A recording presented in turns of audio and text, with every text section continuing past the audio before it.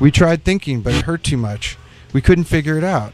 We hobbled out my front door, down my front steps, out to the garage to where my truck was. I was glad my mom wasn't around to see us, because we sure looked really bad. I just wanted to possibly figure out where Johnson was, take Tim home and go back to bed. I looked at my truck, baffled that it seemed to be sitting there in one piece. I walked around it, circling it, slowly, dizzily, surveying it, my head pounding and pounding. Uh-oh, my front fender was smashed, completely crunched in. My headache immediately got worse. I was sweating, and my heart was beating along with my head. I looked for signs of somebody else's paint on top of my paint, which would tell me that I hit a parked car. Then the thought hit me, no, not a moving car. I found wood chips. Thank God. I must have hit a pole or a fence. It was probably a telephone pole, judging by the color. I felt bad, sick, and disturbed because I'd never crashed my car before. Was I irresponsible? Was I out of control? Was there something seriously wrong with me?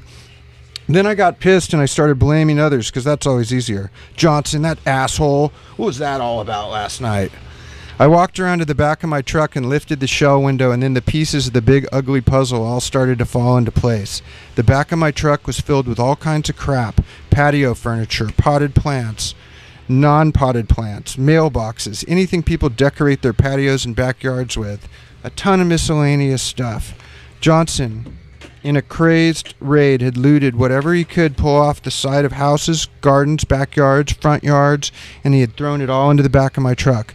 While we were passed out, he went on a giant spree. He had gone from house to house and removed anything and everything that wasn't nailed down. And he threw it all into the back of my truck and went and got more. And then I talk about what all was back there, da-da-da.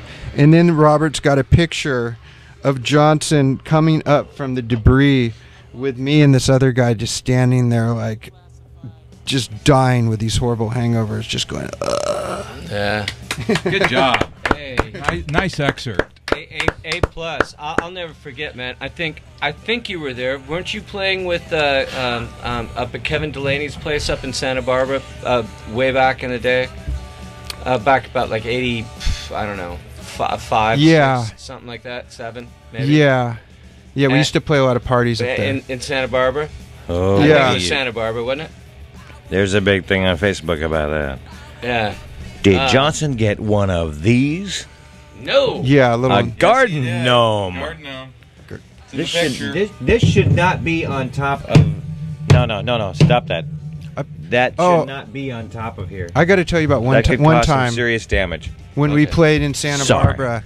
We be decided to take mushrooms one night. We were playing in our band in Santa Barbara, and then our second guitar player could not figure out how to tune his guitar, so he just sat in the room the whole time. Takamolovic. But we started playing on mushrooms. On right? mushrooms, right. And our first song that's normally like I've done that before. A 3.5-minute song became a 30-minute song. And we thought it was the best song ever. I'm sure it was ever made at the time. And then I saw these bugs like on my amplifier, and they were all like dancing around on my amplifier, and I thought, what are all these bugs doing on my amp? That's crazy, man. Why? What did I do to deserve these bugs on my amp? But then I realized that I'd put a cigarette down on my amplifier, and it was the ashes.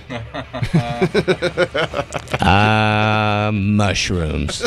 Yeah, I think I did. I already let you know that. That was a lot of things happened that night. A lot of things. What else happened? Just a lot of weird stuff. Didn't you end up like vacuuming the lawn or something? Our Eric's brother-in-law ended up vacuuming the lawn instead of mowing the lawn. I woke up in the tool shed, and it's not in the book. You see, you're getting all these added bonuses. A guy walked through a glass window. I remember that. Oh God! But he was okay. And did not get killed because it was tempered. Dude, I had the hangover. I had the headache of my lifetime. I have the headache of my lifetime right now, but that's okay. The next day. That was horrible. What about you, Rob? Hey, speaking of headaches, I remember... Mike, cut off. I remember at times. At certain parties that we would both attend, I'd be at the parties with my small little group of Hesher heavy metal buddies, and then your whole social group of mod people would show up at the party, and there would be like a battle of the stereo. I would be trying to get Iron Maiden and the Scorpions blasting over the stereo, and then about 100 guys in little skinny ties would be trying to listen to Selector or the Untouchable, the Jam. That's it. Or the Untouchables.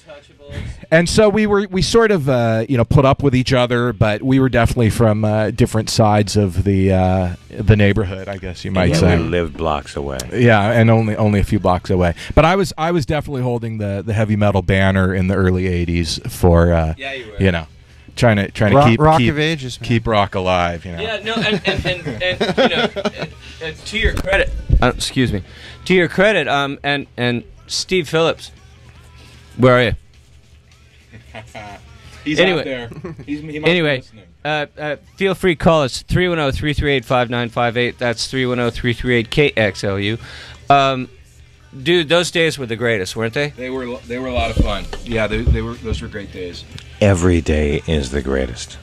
Today is the greatest. And you know what, Rob? You and I, we put on some pretty good parties at your place, man. That's not in the book, is it? There's a little part about how, like, You see, toward the end, everybody was drinking at your house all the time, and I was like, I just can't do this anymore, man. And I started to mellow out. you gotta buy the book. You gotta buy the book. We've been talking about it for an hour and 20 minutes now. One Step Beyond. A Teenage Odyssey in 1980s Los Angeles. You gotta buy the book. Where can you buy the book? You can buy it on Amazon.com. Just search under the title, One Step Beyond, A Teenage Odyssey. And You guys could have a book signing? That would be somewhere. really cool to have a book signing. Give me a pen. I got to get it into like little bookstores and do little signings and stuff. Midnight Special's gone, isn't it? Yeah. We would like to do a book signing at Village Books in the Palisades. So that's something that is probably in the very near future. Also, Book Soup in Hollywood would be a good place. Anywhere, there's any little town. Yeah, we'll if there's a bookstore, we'll be there signing One Step Beyond. I'm hoping maybe to get a publisher and get it put out there big. Yeah, we'd like to get it. Mike would like to get it. I would too. In Barnes and Noble, and I think we haven't talked about that. Have but that you would be thought good. about places like the Comic Bug? Comic book stores? Oh, really? I thought about Heidi Ho for sure. I read a Heidi lot Ho.